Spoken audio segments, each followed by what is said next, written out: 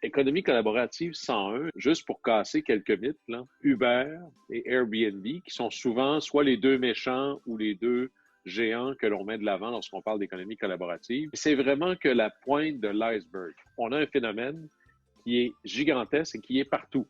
Donc, raison de plus de pouvoir bien le comprendre. Et il s'appuie sur trois piliers, si on veut, trois fondamentaux.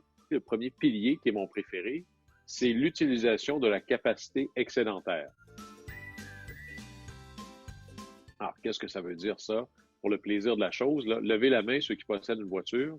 Alors, cette voiture-là que vous avez, ça représente des dépenses annuelles autour de 7 000 par année. Mais cet actif-là que vous possédez ou que les entreprises possèdent, qui est extraordinairement coûteux, en gros, en pourcentage, c'est à peu près 4 à 6 du temps.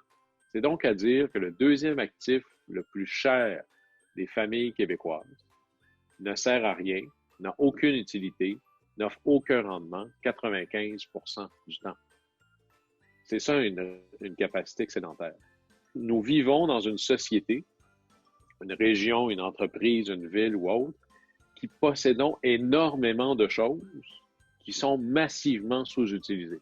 La bonne nouvelle, c'est que l'économie collaborative, c'est faire plus avec ce qui existe déjà. Le deuxième pilier, c'est l'histoire d'un divorce entre la possession et l'utilisation.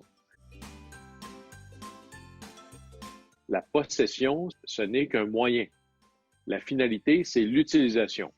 Dans le monde de l'économie collaborative, avec toutes sortes de principes, soit culturels ou économiques, les plateformes en ligne et autres, il devient extraordinairement facile d'avoir accès maintenant, garanti, simplement, paix d'esprit, sans avoir besoin d'être le propriétaire du dit actif.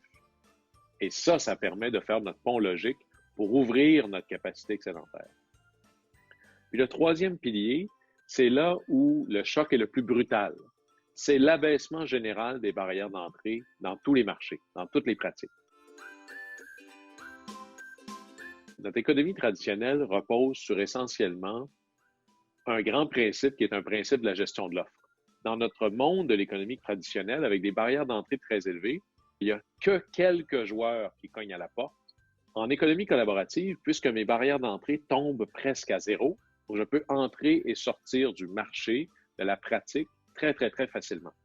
Et ça, c'est un bouleversement gigantesque parce que l'assurance n'a pas été pensée comme ça, parce que nos politiques publiques n'ont pas été pensées comme ça. Et c'est ça qui devient le choc violent, le choc culturel qui souvent devient un frein à comprendre ce que c'est. Quelle est l'étape pour se lancer au départ, avant même de penser à l'ensemble des stratégies des joueurs et autres?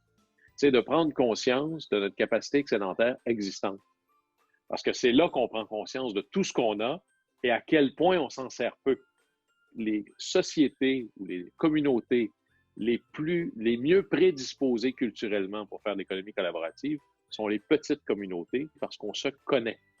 On a plus facilement confiance les uns avec les autres.